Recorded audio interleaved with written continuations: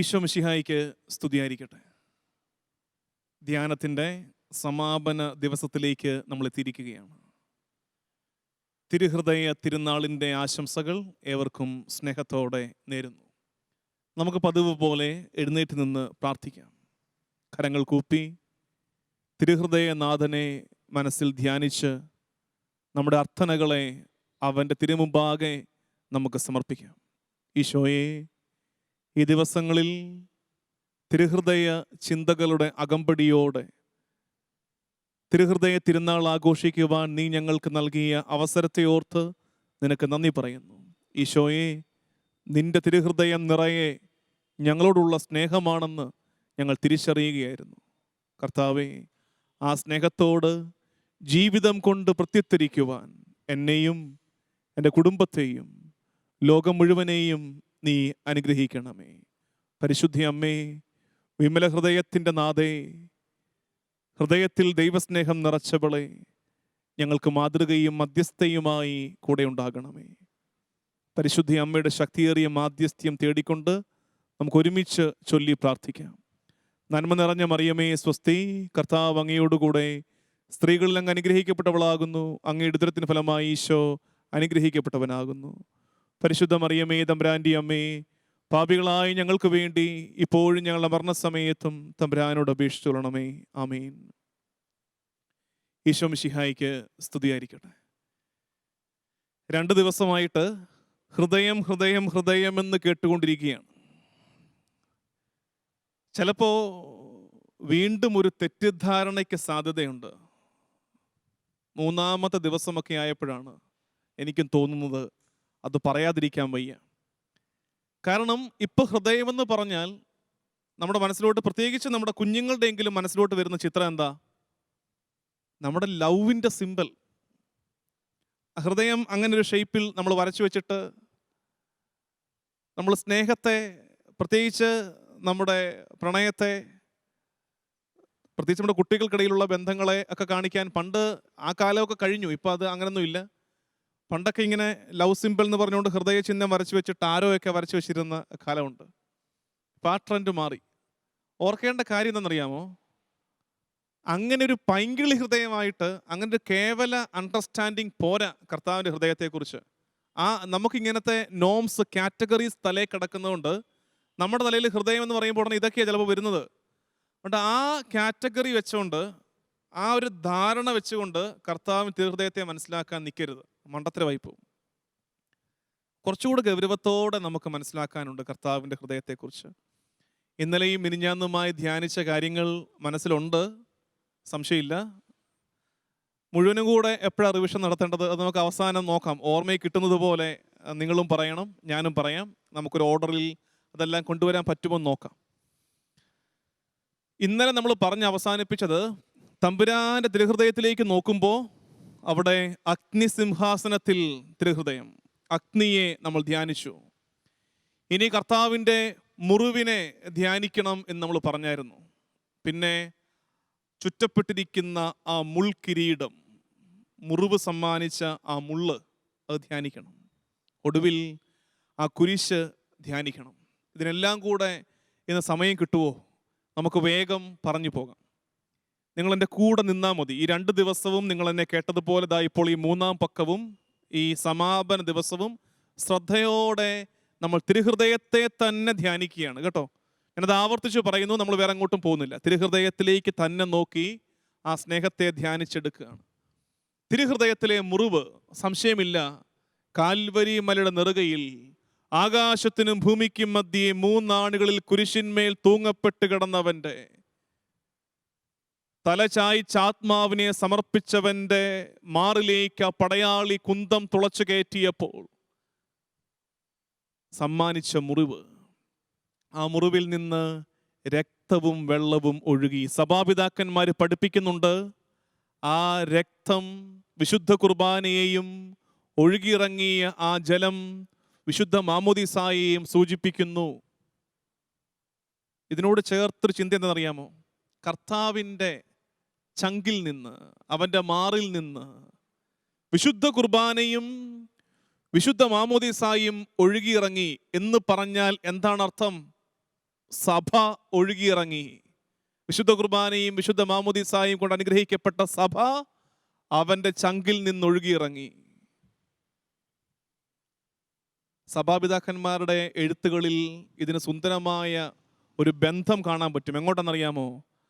ആദത്തെ ഉറക്കിക്കിടത്തിയിട്ട് കർത്താവ് അവൻ്റെ നെഞ്ചിൽ നിന്ന് അവൻ്റെ വാരിയെല്ലെടുത്ത് ഹൗവായെ രൂപപ്പെടുത്തി.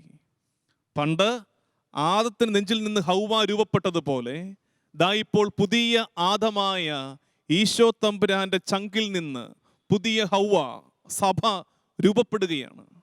ഇതാണ് ആ മുറിവ്, കർത്താവിൻ്റെ ചങ്കിലെ മുറിവ്. നമുക്ക് വേണ്ടിയുള്ള സ്നേഹത്തിൻ്റെ നീർപ്രവാഹം, ഒഴുക്ക് അവിടെ നിന്ന് ആരംഭിക്കുകയാണ്. ഈ മുറിവ് എല്ലാ കാലത്തേക്കും ഈ മുറിവ് ഇങ്ങനെ നിൽക്കുകയാണ്. ഇപ്പം നമ്മൾ നോക്കുമ്പോഴും തിരുഹൃദയത്തിന് ആ മുറിവുണ്ട്. തോമാസ് ലീഹ അന്ന് നോക്കിയപ്പോഴും ഈശോ പറഞ്ഞത്, നീ വന്നെൻ്റെ മുറിവ് കാണടാ, നീ എൻ്റെ മുറിവ് കാണ്. ഈ മുറിവിന് അവസാനമില്ല എന്ന് പറയുമ്പോൾ എന്താ അർത്ഥം എന്നറിയാമോ? സ്നേഹത്തിന് അവസാനമില്ല. കർത്താവിൻ്റെ മുറിവിന് ഇപ്പോഴും ആ മുറിവ് അങ്ങനെ നിൽക്കുന്നു എന്നതിൻ്റെ അർത്ഥം ഇപ്പോഴും അവൻ നമ്മളെ സ്നേഹിക്കുന്നു എന്നാണ്. കർത്താവിൻ്റെ സ്നേഹത്തിൻ്റെ അടയാളമാണ് ആ മുറിവ്. അതാണ് ഞാൻ പറഞ്ഞു തുടങ്ങിയത്.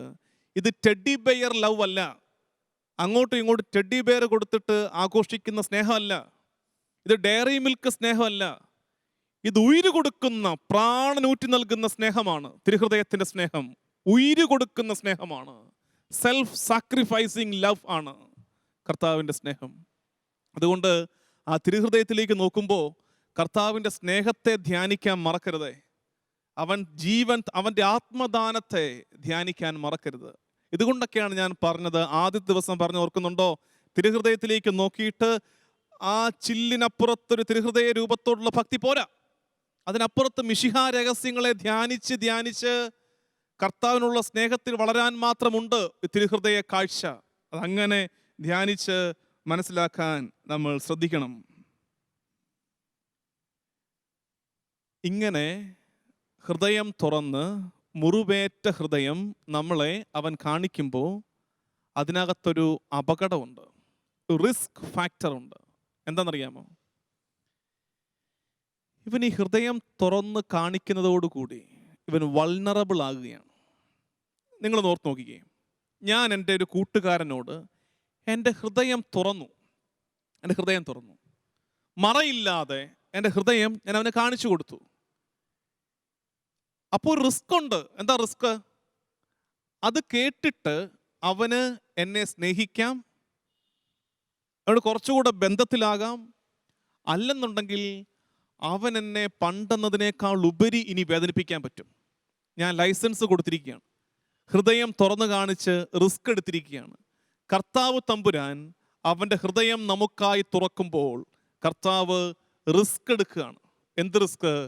ഇനി നമുക്ക് തീരുമാനിക്കാം, സ്നേഹിക്കണോ വേണ്ടയോ, തള്ളിപ്പറയണോ, അതോ കർത്താവിൻ്റെ മാറിലേക്ക് യോഹന്നാനെ പോലെ ചാഞ്ഞു കിടക്കണമോ എന്ന്. ആ റിസ്ക്കാണ് കർത്താവ് എടുത്തിരിക്കുന്നത്. അവൻ്റെ ജീവിതം തന്നെ അങ്ങനെയായിരുന്നല്ലോ. നമ്മുടെ മുമ്പിൽ, നമ്മുടെ സ്വാതന്ത്ര്യത്തിന് മുമ്പിൽ അവൻ അവനെ തന്നെ തുറന്നു വെച്ചിരിക്കുകയായിരുന്നല്ലോ. പ്രിയമുള്ളവരെ, ഇതുവരെ കേട്ട കാര്യം ഒന്ന് അടുക്കി ചിന്തിക്കണം. ഒന്നാമത് ഞാൻ പറഞ്ഞത്, ഇതൊരു പൈങ്കിളി ഭാഷയിൽ മനസ്സിലാക്കേണ്ട സ്നേഹമല്ല കർത്താവിൻ്റെ സ്നേഹം. അവൻ ഹൃദയം തുറന്ന് നമ്മളെ സ്നേഹിച്ചു. പടയാളി കുന്തം കൊണ്ട് അവൻ്റെ ചങ്ക് തുളച്ചു. അവിടെ നിന്ന് രക്തവും വെള്ളവും ഒഴുകി. ആ രക്തവും വെള്ളവും സഭാപിതാക്കന്മാർ പഠിപ്പിക്കുന്നത് എന്താണ്? ഒഴുകിയിറങ്ങിയ ചോര പരിശുദ്ധ കുർബാനയാണ്, ഒഴുകിയിറങ്ങിയ ജലം വിശുദ്ധ മാമോദീസായാണ്. അപ്പോൾ ഈ ജലവും ഈ വിശുദ്ധ കുർബാനയും, മാമോദീസായും വിശുദ്ധ കുർബാനയും എന്തിനെ സൂചിപ്പിക്കുന്നു? തിരുസഭയെ സൂചിപ്പിക്കുന്നു. അവിടെ നമ്മൾ എങ്ങോട്ട് പോകണം? ബന്ധം ആദം ഉറങ്ങിക്കിടന്നപ്പോൾ അവൻ്റെ നെഞ്ചിൽ നിന്ന് ഹൗവായെ രൂപപ്പെടുത്തി. ഇപ്പോൾ പുതിയ ആദമായ മിശിഹ ഉറങ്ങിക്കിടക്കുമ്പോൾ, മരണനിദ്രയിലായിരിക്കുമ്പോൾ നെഞ്ചിൽ നിന്ന് പുതിയ ഹൗവായായ സഭ രൂപപ്പെടുന്നു. ഈ ബന്ധം മനസ്സിലാക്കുക. നമുക്ക് വേണ്ടി അവൻ്റെ സ്നേഹപ്രവാഹമാണ് തിരുഹൃദയത്തിലേക്ക് നോക്കുമ്പോൾ നമ്മൾ കാണേണ്ടത് എന്ന് നമ്മൾ ധ്യാനിച്ചു. ഒപ്പം കർത്താവിൻ്റെ മുറിവിന് അവസാനമില്ല. കർത്താവിൻ്റെ മുറിവ് കണ്ടിന്യൂ ചെയ്യുകയാണ്. എന്തുകൊണ്ട് ആ മുറിവ് കണ്ടിന്യൂ ചെയ്യുന്നത്? പ്രധാനമായിട്ടും എന്താണ്? സ്നേഹത്തിൻ്റെ കണ്ടിന്യൂഷനാണ്. അവന് നമ്മളുള്ള സ്നേഹ തുടർച്ചയാണ്. നമ്മുടെ പാപങ്ങൾക്ക് വേണ്ടിയാണ് അവൻ മുറിവേറ്റതെന്ന് പല ഭാഷയിൽ പല കാലങ്ങളിൽ പല രീതിയിൽ നമ്മൾ ധ്യാനിച്ചിട്ടുള്ളതാണ്. നമ്മുടെ പാപങ്ങൾക്ക് വേണ്ടിയിട്ടാണ്. യേശയ്യായുടെ ദർശനം മുതൽ ഇങ്ങോട്ട് നമ്മൾ ചിന്തിച്ച് കേട്ട് പഠിച്ചിട്ടുള്ള കാര്യമാണ്. ചോദിക്കേണ്ട കാര്യം, ഇപ്പോഴും ഞാൻ കർത്താവിന് തിരുഹൃദയത്തിനെ മുറിവേൽപ്പിച്ചു കൊണ്ടിരിക്കുകയാണോ? ഇപ്പോഴും ഞാൻ കർത്താവിന് മുറിവുകൾ സമ്മാനിച്ചു കൊണ്ടിരിക്കുകയാണോ എന്ന ഒരു ചോദ്യം ബാക്കി കിടക്കുന്നുണ്ട്. ഒരുപക്ഷെ ഈ 3 ദിവസത്തെ ധ്യാനത്തിൽ വ്യക്തിപരമായിട്ട് ഒരു പ്രബോധനം പഠിപ്പിൻ്റെ ലെവലിൽ നിന്ന് മാറിയിട്ട് വ്യക്തിപരമായിട്ട് എനിക്ക് നിങ്ങളുടെ മുമ്പിലേക്ക് വെക്കാനുള്ള ഏക ചോദ്യം ഇതേ ഉള്ളൂ. ഇതുവരെ പറഞ്ഞതൊക്കെ ഒരല്പം ടീച്ചിങ് ലെവലിലാണ്. പ്രത്യേകിച്ച് നമുക്ക് വലുതായിട്ട് നമ്മുടെ ഹൃദയത്തിലേക്ക് തുളച്ചു കയറാൻ മാത്രം ഉള്ള കാര്യമല്ല ഞാൻ പറഞ്ഞത്, മനസ്സിലാക്കാനുള്ള കാര്യങ്ങളാണ് പറഞ്ഞത്. പക്ഷേ ചങ്കിലേക്ക് കയറേണ്ട ചോദ്യം ഇതാണ്: ഇന്നും ഞാൻ എൻ്റെ കർത്താവിൻ്റെ തിരുഹൃദയത്തെ മുറിവേൽപ്പിച്ചു കൊണ്ടിരിക്കുകയാണോ? പാപപങ്കിലമായ മനസ്സോടെ പാപപ്രവർത്തികൾ ഭൂമിയിൽ ജീവിച്ച് ഞാൻ എൻ്റെ കർത്താവിൻ്റെ ഹൃദയത്തിന് ഇപ്പോഴും മുറിവുകൾ സമ്മാനിക്കുകയാണോ എന്ന ചോദ്യം നമുക്ക് ബാക്കി കിടപ്പുണ്ട്. ആ ചോദ്യം നമ്മളിൽ വീണ്ടും വീണ്ടും ഇങ്ങനെ തകട്ടി വരണം. ആ ചോദ്യത്തിന് ഉത്തരം പറയണം. അതിനോട് ചേർത്തൊരു കാര്യം കൂടെ, മുറിവേൽപ്പിക്കാൻ പറ്റുമെങ്കിൽ, കർത്താവിൻ്റെ തിരുഹൃദയത്തിന് മുറിവുകൾ സമ്മാനിക്കാൻ നമുക്ക് പറ്റുമെങ്കിൽ അതിനെ കൂടുതൽ പ്രശോഭിപ്പിക്കാനും നമുക്ക് പറ്റും, സംശയമില്ല. ആ ലോജിക്ക് മനസ്സിലാക്കിക്കേ, ആ ആർഗ്യുമെൻ്റ് മനസ്സിലാക്കിക്കേ. എൻ്റെ പാപങ്ങൾ, എൻ്റെ കൊള്ളരുതായ്മകൾ, അനീതി, അധർമ്മം, എൻ്റെ ദൈവനിഷേധം, എൻ്റെ കരുണയില്ലായ്മ, എൻ്റെ അകൃത്യങ്ങൾ കർത്താവിൻ്റെ ഹൃദയത്തെ ഇന്ന് നൊമ്പരപ്പെടുത്തുന്നുണ്ടെങ്കിൽ എനിക്ക് ആ ഹൃദയത്തെ പ്രശോഭിപ്പിക്കാനും പറ്റും, ഹൃദയത്തിൻ്റെ പ്രകാശം കൂട്ടാൻ പറ്റും. എങ്ങനെയാണത്? പുണ്യപൂർണമായ ഒരു ജീവിതത്തിലൂടെ അതിലേക്ക് നമ്മൾ വരികയാണ്. അപ്പം ഇത്രയും നേരം നമ്മൾ കർത്താവിൻ്റെ ചങ്കിലെ മുറിവ്, ഹൃദയത്തിലെ മുറിവ്, ആ മുൾച്ചരട്, കർത്താവിൻ്റെ ഹൃദയത്തെ ചുറ്റി വരിഞ്ഞിരിക്കുന്ന ആ മുൾക്കിരീടം, അതവൻ്റെ പീഡാസഹനത്തെ, നമുക്ക് വേണ്ടിയുള്ള സ്നേഹപ്രകടനത്തെ ഒക്കെ ദ്യോതിപ്പിക്കുന്നുണ്ട്. അടുത്ത ഘട്ടത്തിലേക്ക് നമ്മൾ കടക്കുകയാണ്. അത് കർത്താവിൻ്റെ ഹൃദയത്തിൻ്റെ മുകളിലെ ആ വിശുദ്ധ കുരിശാണ്. കർത്താവിൻ്റെ തിരുഹൃദയത്തിൻ്റെ മുകളിൽ നമ്മൾ കാണുന്ന ആ കുരിശ്, അതെന്തുകൊണ്ട് അവിടെ വന്നിരിക്കുന്നു? പെട്ടെന്ന് ഉത്തരം പറയും. എന്തായിരിക്കും ചാടിക്കേറി ഉത്തരം പറയാൻ പോകുന്നത്?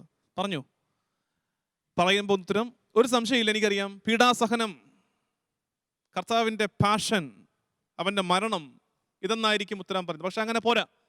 ആ ഉത്തരത്തെ ഒതുങ്ങരുത്. നിശ്ചയമായിട്ടും കുരിശ് അവൻ്റെ പീഡാസഹനത്തെയും അവൻ്റെ മരണത്തെയും അവൻ്റെ തിരുവുദ്ധാനത്തെയും സൂചിപ്പിക്കുന്നുണ്ട്. പക്ഷേ കുരിശിനെ അങ്ങനെ മാത്രം മനസ്സിലാക്കിയാൽ പോരാ. കുരിശ്, ഞാൻ ഇന്നലെ പറഞ്ഞില്ലേ, കുരിശ് ശിഷ്യത്വത്തെ സൂചിപ്പിക്കുന്നുണ്ട്. കുരിശ് ശിഷ്യത്വത്തെ സൂചിപ്പിക്കുന്നുണ്ട്. ഡിസൈപ്പിൾഷിപ്പിനെ കുരിശ് സൂചിപ്പിക്കുന്നുണ്ട്. അപ്പൊ തിരുഹൃദയത്തിൻ്റെ മുകളിലെ ആ കുരിശ് ഒരു ക്ഷണമാണ്. എങ്ങോട്ടുള്ളത്? ശിഷ്യത്വത്തിലേക്കുള്ള ക്ഷണമാണ് ഈ കുരിശ്. അപ്പൊ നിങ്ങൾ എന്നോട് ചോദിക്കും, അച്ചോ, കുരിശ് ശിഷ്യത്വത്തെ സൂചിപ്പിക്കുന്നുണ്ടെന്ന് ബൈബിളിൽ എവിടെയാണ് രേഖപ്പെടുത്തിയിരിക്കുന്നത്? ലൂക്കാ സുവിശേഷം 9-ാം അധ്യായം 23-ാമത്തെ വാക്യം. ലൂക്കാ 9:23.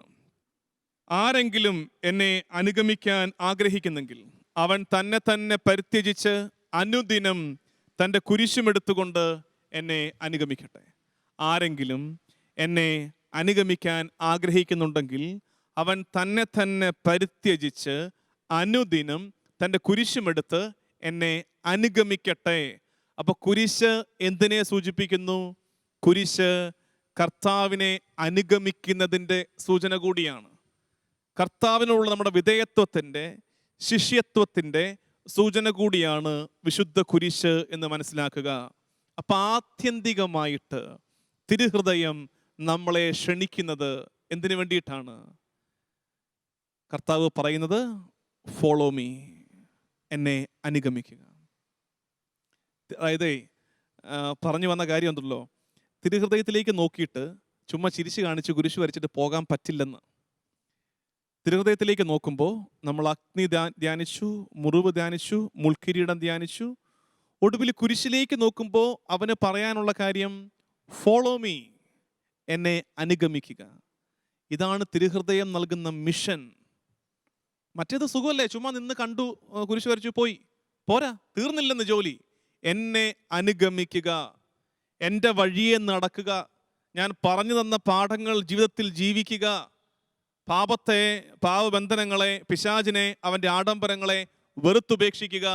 ഇങ്ങനെ ഒരു കോൾ ഉണ്ട്, ഇങ്ങനെ ഒരു ക്ഷണമുണ്ട് തിരുഹൃദയത്തിൽ.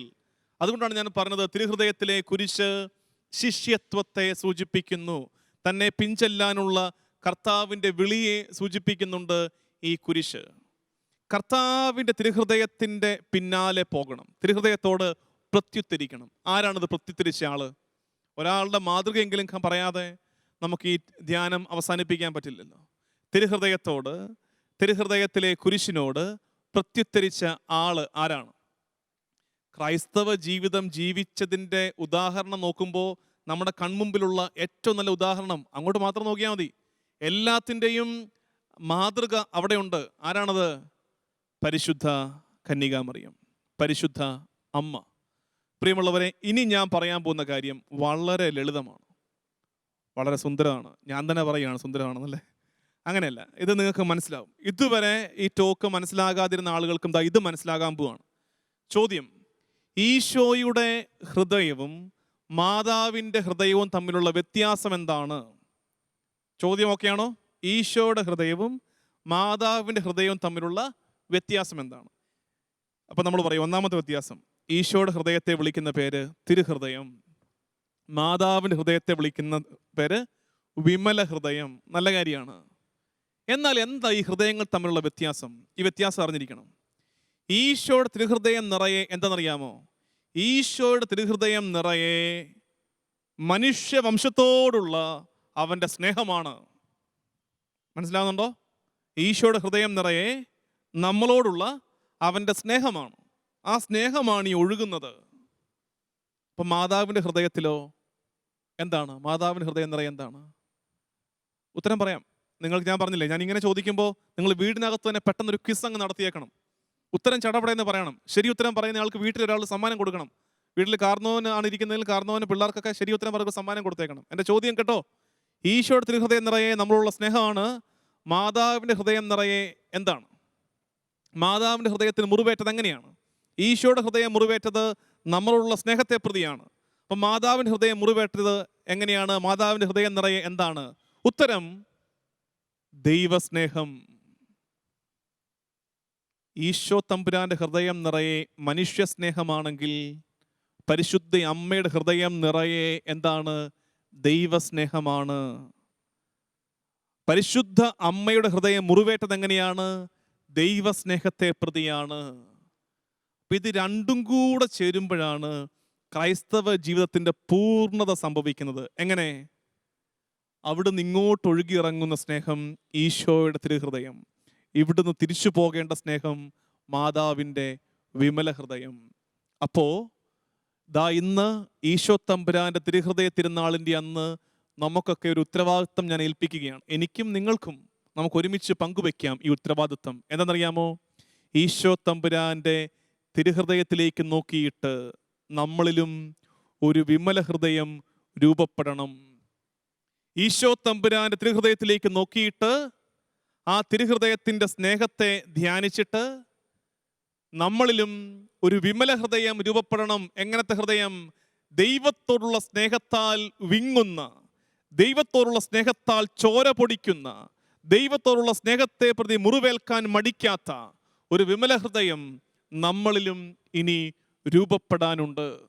അതിന് കഴിയട്ടെ എന്നുള്ളതാണ് ഈ തിരുഹൃദയ തിരുനാളിൽ എൻ്റെ എളിയ ആശംസ.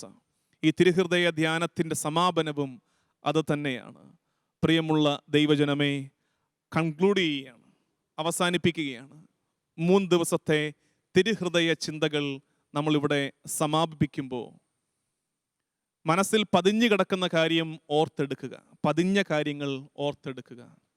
എന്തൊക്കെയാണ് നമ്മൾ പറഞ്ഞതെന്ന് ഒരിക്കൽ കൂടെ ഒന്ന് അയവിറക്കുക. അത് ഇനി എപ്പോൾ തിരുഹൃദയ രൂപത്തിലേക്ക് നോക്കിയാലും ഈ ചിന്തകൾ മനസ്സിലൂടെ കടന്നു പോകണം. ചുമ്മാ ഒരു ചിത്രം നോക്കി വണങ്ങുന്നവരാകരുത് നമ്മൾ. ഇതാണ് നമ്മുടെ അപകടം. അതുകൊണ്ടാണല്ലേ നമ്മൾ വിമർശിക്കുന്ന എല്ലാവരും. നമ്മുടെ പ്രശ്നം അതാണ്. ഒരു ചിത്രം നോക്കുന്നു, ആരാധിക്കുന്നു, വണങ്ങുന്നു. പോരെന്ന്. അതിനുള്ളിലെ ദൈവസ്നേഹത്തെക്കുറിച്ച് അറിവുണ്ടാകണം. അത് പഠിപ്പിക്കുന്ന പാഠങ്ങളെക്കുറിച്ച് ബോധം ഉണ്ടാകണം.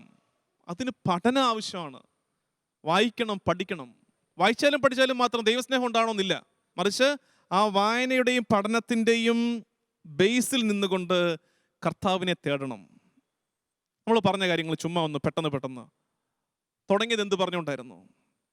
നമ്മൾ ഈ ധ്യാനം തുടങ്ങിയത് തന്നെ, ഈ ധ്യാനം അവസാനിക്കുമ്പോൾ നമ്മളിലൊക്കെ ആര് രൂപപ്പെടണമെന്ന് പറഞ്ഞായിരുന്നു? നമ്മളിൽ യോഹന്നാൻ രൂപപ്പെടണം.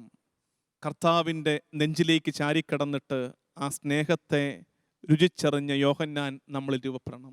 ഇത് കർത്താവിൻ്റെ ഏതെങ്കിലും ഒരു അവയവത്തോടുള്ള ഭക്തിയായിട്ട് അങ്ങനെ നിസ്സാരവൽക്കരിച്ച് കളയരുത് എന്ന് പറഞ്ഞായിരുന്നു. രണ്ടാമത്. മൂന്നാമത് പറഞ്ഞായിരുന്നു ഭക്താഭ്യാസങ്ങൾ. ഭക്തി സഭയിൽ ആവശ്യമുണ്ട്. എവിടെയാണ് ഭക്തിയുടെ സ്പേസ് എന്ന് പറഞ്ഞു. നിങ്ങൾ കേട്ടതാണ്, ഞാൻ റിപ്പീറ്റ് ചെയ്യുന്നില്ല. ടൈം ആൻഡ് സ്പേസ് ഒക്കെ പറഞ്ഞ് നമ്മളത് പറഞ്ഞതാണ്. പിന്നെ നമ്മൾ ഹാർട്ടിനെ കുറിച്ച് പറഞ്ഞു, ഹൃദയത്തെക്കുറിച്ച് പറഞ്ഞു. ഹൃദയം കേവല വൈകാരിക ഒരു തലം എന്നുള്ളതല്ല ഹൃദയത്തെ ബൈബിൾ അവതരിപ്പിച്ചിരിക്കുന്നത്. മറിച്ച് ഹൃദയം ആ വ്യക്തി തന്നെയാണെന്ന് നമ്മൾ പറഞ്ഞു, ധ്യാനിച്ചു. 12-ാം പിയൂസ് മാർപ്പാപ്പയുടെ വാക്കുകൾ നമ്മൾ 1-ാം ദിനം ധ്യാനിച്ചതാണ്. എന്തായിരുന്നു അത്? തിരുഹൃദയം നമുക്കുള്ള മാതൃകയാണ്. ക്രൈസ്തവ ജീവിത പൂർണ്ണതയിലേക്കുള്ള ക്ഷണമാണ് തിരുഹൃദയം എന്ന് ധ്യാനിച്ചു. 2-ാം ദിനം വീണ്ടും നമ്മൾ ഈ ഹൃദയത്തെ ധ്യാനിച്ചാണ് തുടങ്ങിയത്. അത് കർത്താവിൻ്റെ പാർശ്വം പിളർന്ന സംഭവത്തെ ബെനഡിക്ട് 16-ാമൻ മാർപ്പാപ്പയുടെ വാക്കുകളിലൂടെ നമ്മൾ സ്മരിച്ചു. കർത്താവിൻ്റെ ഹൃദയത്തിൽ നമ്മൾ കാണുന്നത് ദൈവത്തെ തന്നെയാണ്. ദൈവം ആരാണ്, എങ്ങനെയാണെന്ന് തിരുഹൃദയം നോക്കിയാൽ മനസ്സിലാകും. സ്വർഗത്തിൻ്റെ വാതിൽ തിരുഹൃദയത്തിൽ നമുക്കായി തുറന്നിട്ടിരിക്കുന്നു എന്ന് മാർപ്പാപ്പ പ്രബോധനം നൽകി നമ്മളെ ഓർമ്മിപ്പിച്ചു. പിന്നെ നമ്മൾ അഗ്നിയെ 1673 ആണ്ടിൽ മേരി മാർഗ്രറ്റിനുണ്ടായ ദർശനത്തിലെ തിരുഹൃദയത്തെ മുഴുവൻ നമ്മൾ മനസ്സിൽ കണ്ടിട്ട് ഓരോന്നും ധ്യാനിച്ചു തുടങ്ങി. അഗ്നി ധ്യാനിച്ചു. അഗ്നിയുടെ 3 കാര്യങ്ങൾ ധ്യാനിച്ചു. മുറിവ് ധ്യാനിച്ചു. മുൾ കിരീടം ധ്യാനിച്ചു. ഇപ്പോൾ ഒടുവിൽ കുരിശ് ധ്യാനിച്ചിട്ട് ഒടുവിലത്തെ ക്ഷണം എന്തായിരുന്നു? ഒടുവിലത്തെ ക്ഷണം ഈശോയുടെ തിരുഹൃദയത്തെ ധ്യാനിക്കുന്നവരുടെ ഹൃദയത്തിൽ വിമല ഹൃദയം രൂപപ്പെടണം. പരിശുദ്ധ അമ്മയുടെ മാധ്യസ്ഥ്യം ഈ ദിവസത്തിൽ പ്രത്യേകമായി തേടണം. ഒടുവിൽ തിരുഹൃദയത്തിലേക്ക് നോക്കിയിട്ട് സ്വസ്ഥമായി നിന്നിട്ട് നമ്മുടെ നാവിൽ മന്ത്രം പോലെ ആ വാക്കുകൾ ആവർത്തിക്കപ്പെടണം. യോഹന്നാൻ ശ്ലീഹായുടെ 1-ാം ലേഖനത്തിൻ്റെ 4-ാം അധ്യായത്തിൽ നമ്മൾ കാണുന്ന ആ 2 വാക്ക്, ക്രിസ്തീയതയുടെ മുഴുവൻ നക്ഷൽ സംക്ഷിപ്ത രൂപം, ദൈവം സ്നേഹമാകുന്നു. ദൈവം സ്നേഹമാകുന്നു. തിരുഹൃദയം പഠിപ്പിക്കുന്നു, ദൈവം സ്നേഹമാകുന്നു. തിരുഹൃദയ തിരുനാളിൻ്റെ ആശംസകൾ ഏവർക്കും നേർന്നുകൊണ്ട് നിർത്തുന്നു. ദൈവനാമത്തിന് മഹത്വമുണ്ടാകട്ടെ. ആമീൻ.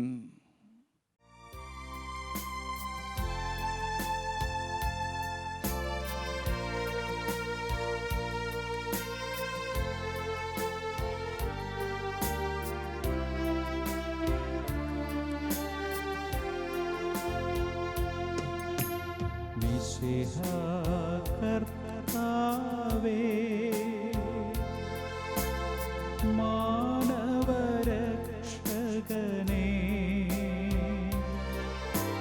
നരനു വിമോചനമേകിടുവാൻ നരനായി വന്നു പിറന്നവനേ, മിശിഹാ കർത്താവേ.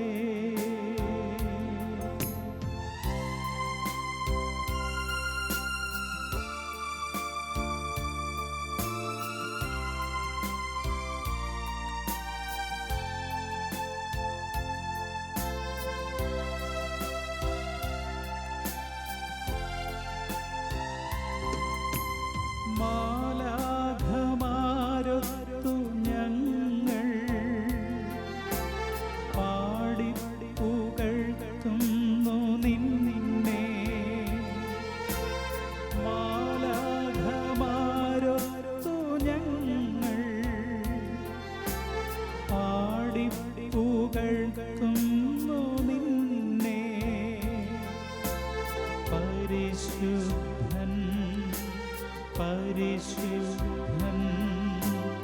കർത്താവേ നീ പരിശുദ്ധൻ, പരിശുദ്ധൻ, പരിശുദ്ധൻ. കർത്താവേ നീ പരിശുദ്ധൻ, മിശിഹാ കർത്താവേ.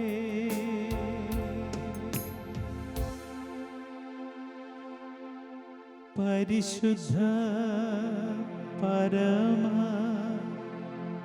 ദിവ്യകാരുണ്യത്തിന് എന്നേരവും ആരാധനയും സ്തുതിയും പുകഴ്ചയും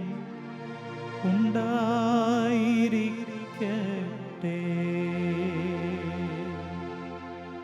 പരിശുദ്ധ പരമ ദിവ്യകാരുണ്യത്തിന്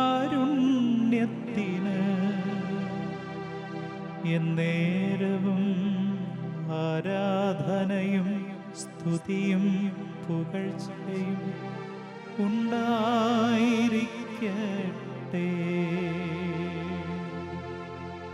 പരിശുദ്ധ പരമ ദിവ്യകാരുണ്യത്തിന്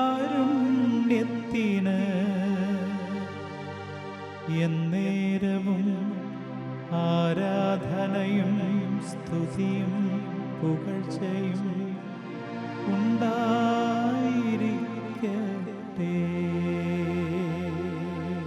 കർത്താവും ദൈവവുമായ ഈശോ തമ്പുരാനെ, തിരുഹൃദയ തിരുനാൾ ദിവസം കഴിഞ്ഞ 3 നാളുകളിൽ തിരുഹൃദയത്തെക്കുറിച്ച് കേട്ട് ധ്യാനിച്ച് പഠിച്ച് മനസ്സിലാക്കി തിരുമുമ്പാകെ ഞങ്ങൾ നിൽക്കുന്നു.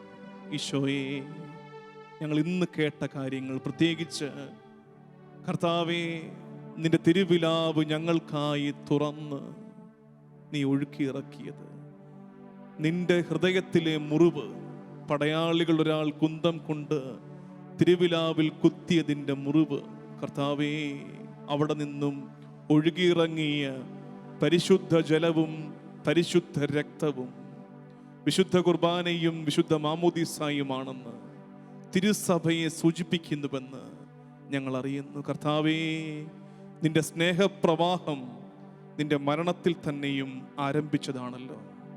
ഈശോയെ, നിന്റെ സ്നേഹം കേവല മനുഷ്യ സ്നേഹമല്ലെന്ന് ഞങ്ങൾ അറിയുകയായിരുന്നു. സാധാരണത്തിൽ നിന്നുകൊണ്ട് ഞങ്ങൾ മനസ്സിലാക്കിയിരിക്കുന്ന രീതി വെച്ചുകൊണ്ട് വളരെ കേവലമായി മനസ്സിലാക്കാൻ പറ്റാത്തതാണെന്ന് കർത്താവേ, ഉപരിയായ നിന്റെ സ്നേഹത്തെ, നിന്റെ ടഫ് ലവ്, കർത്താവേ, നിന്റെ ആത്മപരിത്യാഗത്തിൻ്റെ സ്നേഹം, നിസാര സമ്മാനങ്ങൾ നൽകിക്കൊണ്ടല്ലല്ലോ നീ ഞങ്ങളെ സ്നേഹിച്ചത്. നീ സ്നേഹിച്ചത് സ്വയം നൽകിക്കൊണ്ടാണല്ലോ. ആത്മദാനത്തിൻ്റെ സ്നേഹാവിഷ്കാരമായിരുന്നല്ലോ. കർത്താവേ, നിന്റെ സ്നേഹത്തെ ഞങ്ങളൊന്ന് ധ്യാനിക്കട്ടെ. ഈശോയെ, തിരുഹൃദയം നിന്റെ സ്നേഹത്തിൻ്റെ പര്യായമാണല്ലോ. ഓ കർത്താവേ, ദിവ്യകാരുണ്യമേ, നീ സ്നേഹത്തിൻ്റെ പര്യായമായി ഞങ്ങളുടെ കൺമുമ്പിൽ ഇങ്ങനെ എഴുന്നള്ളി നിൽക്കുമ്പോൾ ആ സ്നേഹത്തിൻ്റെ ഏടുകളെ ഓർത്തെടുത്ത് ഞങ്ങൾ നിന്നെ ആരാധിക്കുന്നു. കുരിശിൽ നീ കാണിച്ചത് സ്നേഹമായിരുന്നല്ലോ. കർത്താവേ, പീഡാസഹനത്തിൻ്റെ ആരംഭം മുതൽ പോരാ, മനുഷ്യാവതാരം തന്നെയും സ്നേഹത്തിൻ്റെ പ്രകടനമായിരുന്നല്ലോ. അവിടുന്ന് ഇങ്ങോട്ട് വന്ന് 3 വർഷത്തെ പരസ്യജീവിതത്തിൻ്റെ ഒടുവിൽ പീഡാസഹനത്തിന് നീ നിന്നെ തന്നെ വിട്ടുകൊടുത്തപ്പോൾ മുതൽ അതികഠിനമായ ശാരീരിക പീഡകളിലൂടെ നീ കടന്നുപോയത് സ്നേഹത്തെ പ്രതിയായിരുന്നല്ലോ. കർത്താവേ, തിരുഹൃദയത്തിലെ മുറിവും പൊടിഞ്ഞിറങ്ങുന്ന കിനിഞ്ഞിറങ്ങുന്ന രക്തകണങ്ങളും ആ സ്നേഹത്തെയാണല്ലോ ഓർമ്മിപ്പിക്കുന്നത്. കർത്താവേ, കാൽവരിയിൽ നീ നടത്തിയ ആ സ്നേഹപ്രകടനത്തെ ഞാൻ ഓർത്തെടുക്കട്ടെ. പടയാളികൾ നിന്റെ പുറത്ത് ആഞ്ഞു പ്രഹരിച്ചപ്പോൾ നീ അനുഭവിച്ച ഘോരവേദന, സ്ലീവാമരവുമായി പല ആവർത്തി നീ വീണപ്പോൾ നിന്റെ ശരീരം നീ എനിക്കായി തകർത്തത്, കാൽവരിയുടെ നെറുകയിൽ പടയാളികൾ നിന്റെ ശരീരത്തിൽ 33 വയസ്സുകാരനായ യുവാവിൻ്റെ ശരീരത്തിലേക്ക് ഇരുമ്പാണി അടിച്ചു കയറ്റിയപ്പോൾ നീ അനുഭവിച്ച ഘോരവേദന, 3 ആണുകളിൽ കുരിശിന്മേൽ തൂങ്ങപ്പെട്ട് കിടന്നപ്പോ കർത്താവേ, അസ്ഥി ഞെരുങ്ങുന്ന, ഞരമ്പുകൾ വലിഞ്ഞു മുറുങ്ങുന്ന, ശരീരം കീറുന്ന വേദന നീ അനുഭവിച്ചപ്പോ അതൊക്കെയും എന്നോടുള്ള നിന്റെ സ്നേഹത്തിന്റെ പ്രകടനമായി എനിക്ക് മുമ്പിൽ നീ കാട്ടിയല്ലോ കർത്താവേ. ആ സ്നേഹത്തിന്റെ മുഴുവൻ സംക്ഷിപ്ത രൂപമായ തിരുഹൃദയത്തിലേക്ക് നോക്കി നിന്റെ സ്നേഹത്തിന്റെ പൂർവാധ്യായങ്ങളെ ധ്യാനിച്ച് ആ സ്നേഹത്തോട് പ്രത്യുത്തരിക്കുവാൻ എന്നെ നീ പഠിപ്പിക്കണമേ. ദൈവജനമേ, കണ്ണുകൾ അടച്ച് ആരോഗ്യമുള്ളവരൊക്കെ മുട്ടിന്മേൽ നിന്ന് കരങ്ങൾ കൂപ്പി ഈശോയുടെ സ്നേഹത്തെ ധ്യാനിക്കാം. ശരീരം തകർത്തതിനെ നമുക്ക് ധ്യാനിക്കാം. നമുക്കായി അവർ രക്തമൊഴുക്കിയതിനെ, പല ആവർത്തി ഭൂമിയിലേക്ക് പതിച്ചത്, ജീവൻ ത്യജിച്ചത്. കർത്താവേ, ഈ സ്നേഹത്തിന് പകരമായി ഞാൻ എന്ത് നൽകും? നിന്റെ സ്നേഹത്തിന് പകരമായി ഞാൻ എന്ത് നൽകും? ഇന്ന് ഞങ്ങൾ കേട്ടവസാനിപ്പിച്ചത് തിരുഹൃദയത്തിലേക്ക് നോക്കുന്നവരിലൊക്കെയും വിമല ഹൃദയം രൂപപ്പെടണം. തിരുഹൃദയത്തിലേക്ക് നോക്കുന്നവരിലൊക്കെയും വിമല ഹൃദയം രൂപപ്പെടണം. കർത്താവേ, പകരം എന്തു നൽകും ഞാനിനി? നിന്റെ ഈ സ്നേഹത്തിന് പകരമായി ഞാൻ എന്ത് നൽകും? കർത്താവേ, എൻ്റെ ജീവിതം ഞാൻ നിനക്ക് നൽകാമെന്ന് ഞാൻ വാക്ക് നൽകട്ടെ. എൻ്റെ ആരോഗ്യം നൽകാമെന്ന് ഞാൻ വാക്ക് നൽകട്ടെ. ലോകം മുഴുവൻ പോയി സുവിശേഷം പ്രസംഗിക്കാമെന്ന് പോരാ, ആയിരിക്കുന്നിടത്തൊക്കെ സുവിശേഷമാകാമെന്ന് ഞാൻ നിനക്ക് വാക്ക് നൽകട്ടെ കർത്താവേ. പ്രാർത്ഥിക്കാം.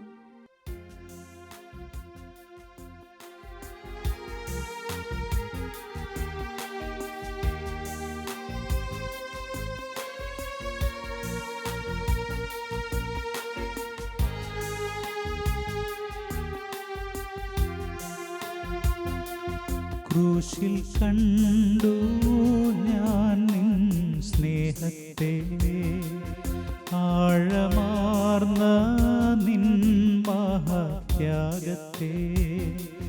ക്രൂശിൽ കണ്ടു ഞാൻ നിൻ സ്നേഹത്തെ, ആഴമാർന്ന നിൻ മഹത്യാഗത്തെ. പകരം എന്തു നൽകും ഞാനിനി?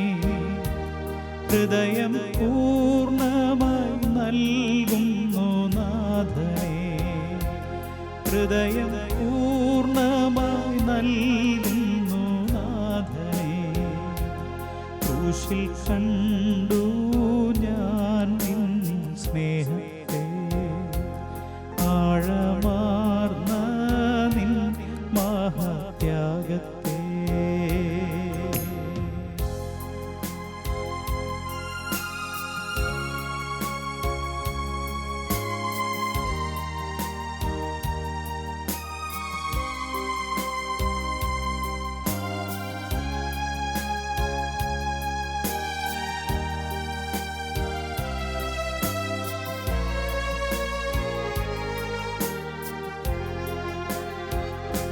സൃഷ്ടികളിൽ ഞാൻ കണ്ടു നിൻ കരവിരുത്, അത്ഭുതമാം നിൻ ജ്ഞാനത്തിൻ പൂർണ്ണതയും.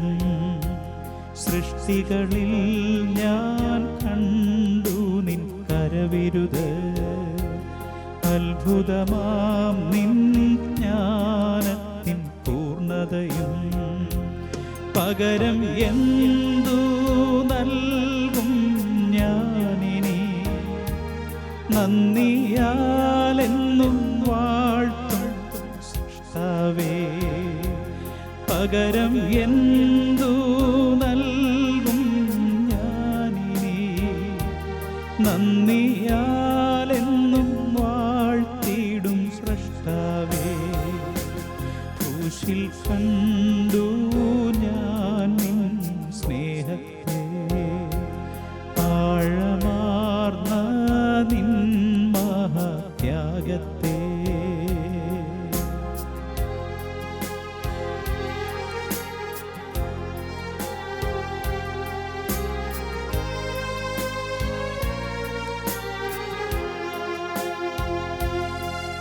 ആടിപ്പിണരിൽ കണ്ടു ഞാൻ സ്നേഹത്തെ, സൗഖ്യമാക്കും യേശുവിൻ ശക്തിയെ. ആടിപ്പിണരിൽ കണ്ടു ഞാൻ സ്നേഹത്തെ, സൗഖ്യമാക്കും യേശുവിൻ ശക്തിയെ. പകരം എന്തു നൽകും ഞാനീ, എന്നാരോഗ്യം നൽകുന്നു നാഥനെ. പകരം എന്തു നൽകും ഞാനിനി, എന്നാരോഗ്യം നൽകുന്നു നാഥനെ. ക്രൂശിൽ കണ്ടു ഞാൻ നിൻ സ്നേഹത്തെ, ആഴമാർന്ന നിൻ മഹാത്യാഗത്തെ. ക്രൂശിൽ കണ്ടു ഞാൻ നിൻ സ്നേഹത്തെ, ആഴമാർന്ന നിൻ മഹാത്യാഗത്തെ. ആഴമാർന്ന നിൻ മഹാത്യാഗത്തെ. എസെക്കിയേൽ പ്രവാചകന്റെ പുസ്തകത്തിൽ നമ്മൾ വായിക്കുന്നു, നിങ്ങളിലെ ശിലാഹൃദയം എടുത്തുമാറ്റി മാംസളമായ ഹൃദയം ഞാൻ നിങ്ങൾക്ക് നൽകും. കർത്താവേ, ഞങ്ങൾ ഇന്ന് ആഗ്രഹിക്കുന്നത് വിശുദ്ധിയുള്ള ഒരു ഹൃദയം നീ ഞങ്ങൾക്ക് സമ്മാനിക്കണമേ. കർത്താവേ, ഞങ്ങളുടെ തിരുഹൃദയ ഭക്തിയും ഇപ്പോൾ തിരുസന്നിധിയിലുള്ള ഈ ദിവ്യകാരുണ്യ ആരാധനയും ഒക്കെ അർത്ഥവത്താകുന്നതും പൂർണ്ണമാകുന്നതും ഞങ്ങളുടെ ഹൃദയത്തിൽ മാറ്റങ്ങൾ സംഭവിക്കുമ്പോഴാണല്ലോ. കർത്താവേ, വിശുദ്ധിയുള്ള നൈർമല്യമുള്ള ഒരു ഹൃദയം, വിശുദ്ധിയിൽ നിന്ന് നൈർമല്യത്തിൽ നിന്ന് ഞങ്ങളേറെ അകലെയാണ് ദൈവമേ. കർത്താവേ, ഞങ്ങൾക്ക് വിശുദ്ധിയുള്ള ഹൃദയം സമ്മാനിക്കണമേ എന്ന് പ്രാർത്ഥിക്കണേ. ദൈവജനമേ, ദൈവസന്നിധിയിൽ നിസാരമായവ പ്രാർത്ഥിച്ച് അവസാനിപ്പിച്ച് പോകാൻ നമുക്കാകില്ല. തിരുഹൃദയത്തിലേക്ക് നോക്കുന്നവരുടെ ഉള്ളിൽ വിമല ഹൃദയം രൂപപ്പെടണം. തിരുഹൃദയത്തിലേക്ക് നോക്കുന്നവരുടെ ഉള്ളിൽ നിർമ്മലമായ ഒരു പുതുഹൃദയം രൂപപ്പെടണം. അതിനായി ആഗ്രഹിക്കണം, അതിനായി ഏറെ കഷ്ടപ്പെടണം. ദ്രോഹിച്ചവരോടൊക്കെ ക്ഷമിക്കണം. ഇപ്പോൾ ഈ നേരത്തും ഉള്ളിൽ വിദ്വേഷം വെച്ച് പുലർത്തിയിട്ടുള്ള ഒരുപാട് പേരെ വെറുപ്പോടെ ഞാൻ എൻ്റെ ഹൃദയത്തിന്റെ ഉള്ളറയിൽ പൂട്ടിയിട്ടിട്ടുണ്ട്. ക്ഷമിക്കാനാകുന്നില്ല കർത്താവേ, പൊറുക്കാനാകുന്നില്ല കർത്താവേ. വിശുദ്ധിക്കായി ഞാൻ ശ്രമിക്കട്ടെ ഈശോയെ. ചില പാപത്തിന്റെ ഇഷ്ടങ്ങളുണ്ട്, ചില പാപത്തിന്റെ ബന്ധനങ്ങളുണ്ട്. എൻ്റെ സ്വകാര്യമായ സന്തോഷമായി ഞാൻ പൊതിഞ്ഞു പിടിച്ചിരിക്കുന്ന ചില പാപസുഖങ്ങൾ വെറുത്തുപേക്ഷിക്കാൻ പറ്റുന്നില്ല എൻ്റെ ദൈവമേ. പ്രാർത്ഥിക്കും, ഈശോയെ, വിശുദ്ധിയുള്ളൊരു ഹൃദയം എനിക്ക് സമ്മാനിക്കണമേ. കർത്താവേ, ദൈവനിഷേധത്തിൻ്റെ, അനുസരണക്കേടിൻ്റെ, അശുദ്ധിയുടെ ഒരുപാട് ലക്ഷണങ്ങൾ എന്നിലുണ്ട്. അതൊക്കെയും ഒഴിവാക്കി എനിക്ക് വിശുദ്ധിയുള്ള ഹൃദയം സമ്മാനിക്കണമേ എന്ന് ആഗ്രഹത്തോടെ പ്രാർത്ഥിക്കണേ. ഏറ്റവും പ്രധാനപ്പെട്ട കാര്യം അതല്ലേ? സ്വർഗസ്ഥനായ പിതാവ് പരിപൂർണനായിരിക്കുന്നത് പോലെ നിങ്ങളും പരിപൂർണരായിരിക്കുവിൻ എന്നുള്ളതാണ് കർത്താവിൻ്റെ ആഹ്വാനം. ഈശോയെ, പൂർണ്ണത നൽകി അനുഗ്രഹിക്കണമേ, വിശുദ്ധി നൽകി അനുഗ്രഹിക്കണം. ഇരുകരങ്ങളും നെഞ്ചോട് ചേർത്ത് പിടിച്ച് നമ്മുടെ ഹൃദയത്തിന്റെ കനത്ത കറകളെയൊക്കെ കർത്തൃസന്നിധിയിൽ സമർപ്പിക്കാം. കർത്താവേ, പാപക്കറയേറ്റ് കറത്തിരുണ്ടു പോയ എൻ്റെ ഹൃദയത്തെ നീ വിശുദ്ധീകരിച്ചു നൽകണമേ. ഈ നേരത്ത് നമ്മുടെ പ്രിയപ്പെട്ടവരെയൊക്കെ സമർപ്പിക്കാം. ഹൃദയത്തിന് കറ പിടിച്ചു പോയ ഒരുപാട് പേരെ നമുക്കറിയാം. കർത്താവേ, വിശുദ്ധീകരിക്കണമേ, നിർമ്മലമായ ഹൃദയം നൽകി അനുഗ്രഹിക്കണമേ എന്ന് നമുക്ക് ഒരുമിച്ച് ദൈവസന്നിധിയിൽ പ്രാർത്ഥിക്കാം. നിർമ്മലമായൊരു ഹൃദയമെന്നിൽ നിർമ്മിച്ചരുളുക നാഥ. നേരായൊരു നൽ മാനസവും തീർത്തരുൾകെന്നിൽ ദേവാ. നിർമ്മലമായൊരു ഹൃദയമെന്നിൽ നിർമ്മിച്ചരുളുക നാഥ. നേരായൊരു നൽ മാനസവും തീർത്തരുൾകെന്നിൽ നാഥ.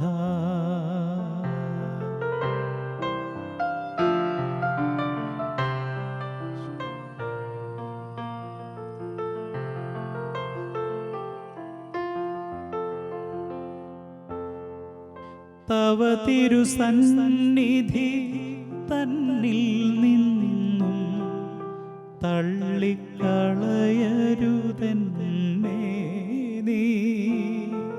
പരിപാവനനേ എന്നിൽ നിന്നും തിരികെയെടുക്കരുതൻ പരനേ. പരിപാവനനേ എന്നിൽ നിന്നും തിരികെയെടുക്കരുതൻ പരനേ. നിർമ്മലമായൊരു ഹൃദയമെന്നിൽ നിർമ്മിച്ചരുളുക നാഥ. നേരായൊരു നൽ മാനസവും തീർത്തരുൾകെന്നിൽ നാഥ.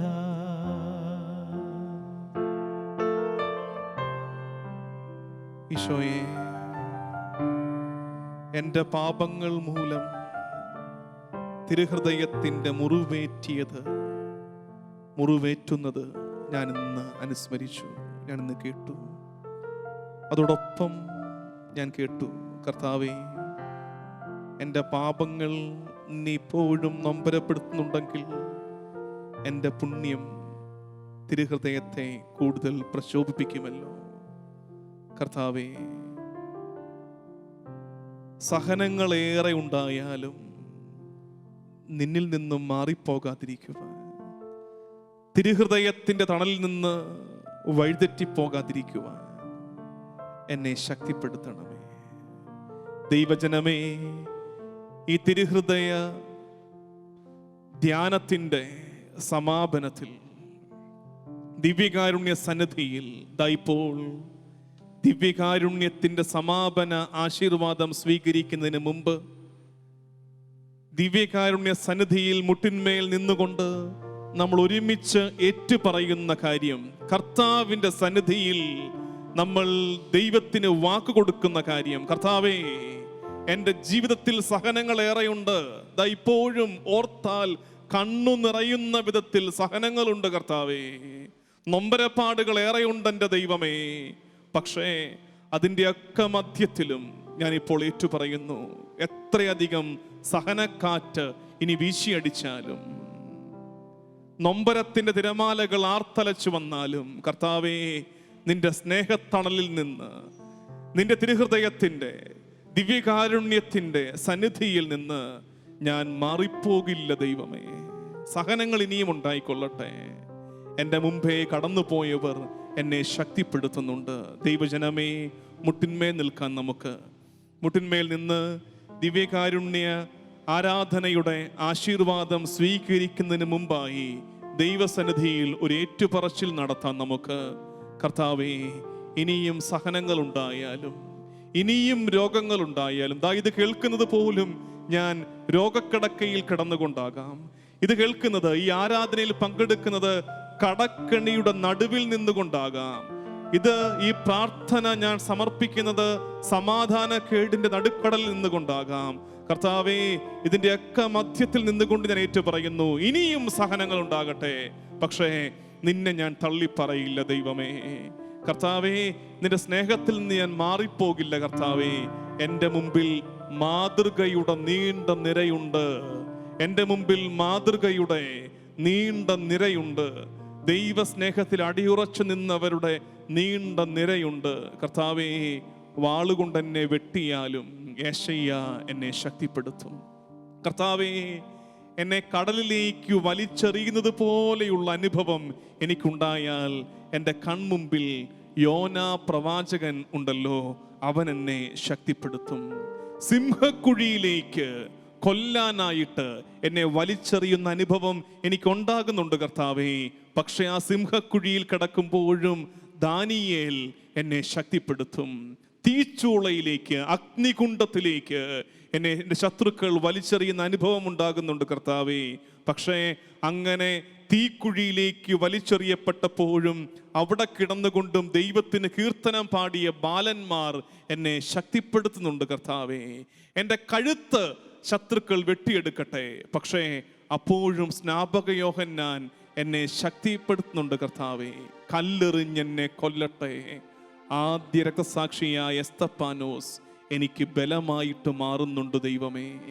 കർത്താവേ, ഞാനിവിടെ എത്തി വെറും കയ്യാൽ, കർത്താവേ, ഞാനിവിടെ എത്തി വെറും കയ്യാൽ, പോകും തിരികെ വെറും കയ്യാൽ. ഞാൻ അവിടെ എത്തി, നിന്റെ സന്നിധിയിലെത്തി, നിന്റെ ചാരത്ത് ഇരിക്കും. ദൈവജനമേ, ഇതാണ് ആത്യന്തികമായ ദൈവസമർപ്പണം. ഏറ്റുപറയണം ദൈവസന്നിധിയിൽ, കർത്താവേ, ഞാനിവിടെ എത്തി വെറും കയ്യാൽ, തിരികെ പോകും ഞാൻ ഇതേ വെറും കയ്യോടെ. പക്ഷേ എൻ്റെ ആഗ്രഹവും പ്രാർത്ഥനയും അവിടെ നിന്റെ സന്നിധിയിൽ എത്തിയിട്ട് നിന്റെ സവിധം ചേർന്ന് ഞാൻ വസിക്കുമല്ലോ. കർത്താവേ, സ്വർഗമുണ്ടല്ലോ, സ്വർഗം മതിയല്ലോ എനിക്ക്. പ്രാർത്ഥിക്കാം.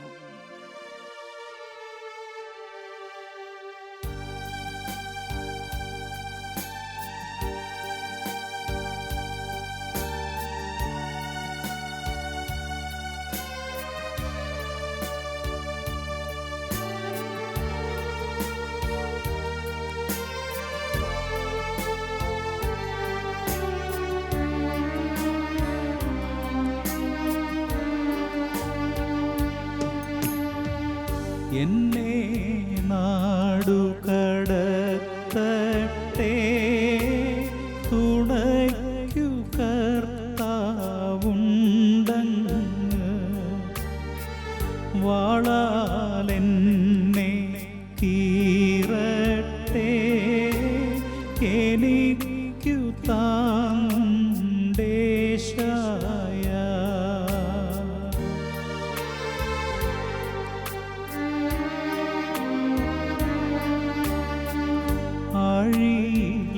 ആഴിയിലേക്കേറിയ തന്നെ യോനാനിബിയുണ്ടെൻ മുന്നിൽ. സിംഹക്കുഴിയിൽ തള്ളട്ടെ, ദാനിയേലെന്നാശ്വാസം.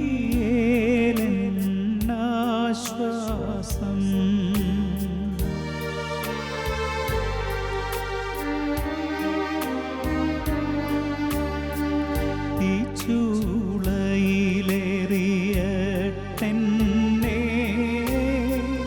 ആ പൈതങ്ങളെ ഞാനോർക്കും. വാളാലെൻ തല വീഴട്ടെ, സ്നാപക യോഹന്നാൻ മുന്നിൽ.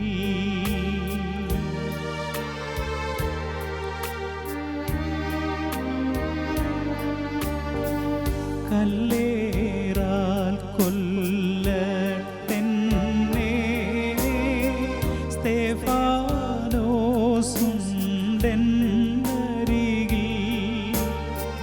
സമ്പത്തെല്ലാം കവരട്ടെ, ക്ലേശമെനിക്കു തരിമ്പില്ല.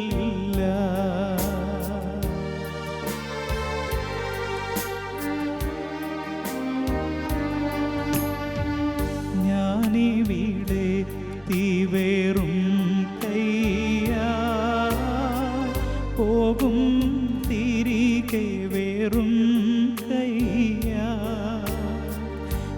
ഞാനവിടെത്തി താതൻ്റെ സവിധം ചേർന്നു വസിച്ചിടും. ഞാനിവിടെത്തി വെറും കൈയായി പോകും തിരികെ വെറും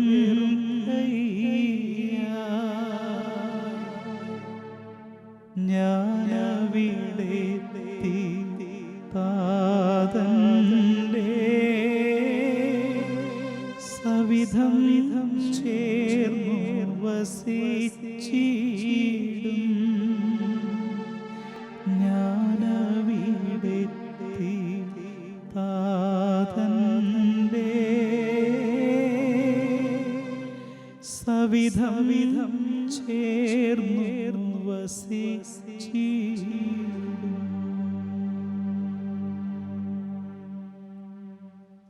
ദിവ്യകാരുണ്യനാഥന്റെ ആശീർവാദം സ്വീകരിക്കുവാൻ നമുക്കൊരുങ്ങാം. പരിശുദ്ധ ശരീരത്താലും വിലയേറിയ രക്തത്താലും പാപത്തിൻ കറകളിൽ നിന്നും മർത്യനു നീ മോചനമേകി. സകലേശ ദിവ്യ കടാക്ഷം തൂകണമേ വത്സലസുതരിൽ. നിർമ്മലരായി ജീവിച്ചിടുവാൻ ചിന്തണമേ ദിവ്യവരങ്ങൾ. നിർമ്മലരായി ജീവിച്ചിടുവാൻ ചിന്തണമേ ദിവ്യവരങ്ങൾ.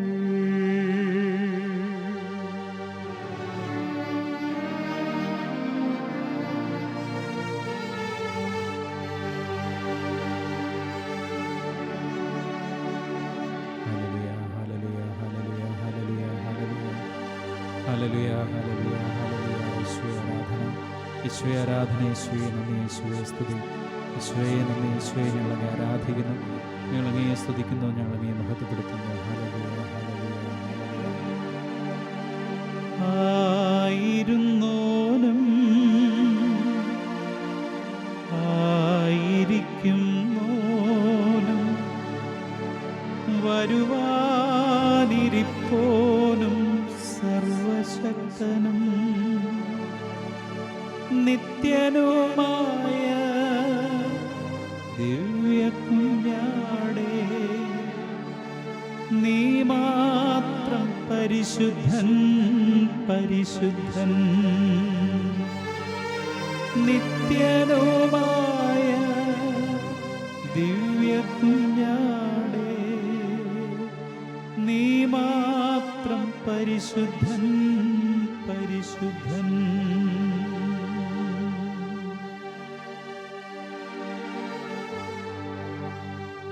വാഴ്ത്തപ്പെടുമാറാകട്ടെ ദൈവം, വാഴ്ത്തപ്പെട്ടിടട്ടെ അങ്ങേ തിരുനാമമെന്നും വാഴ്ത്തപ്പെട്ടിടട്ടെ.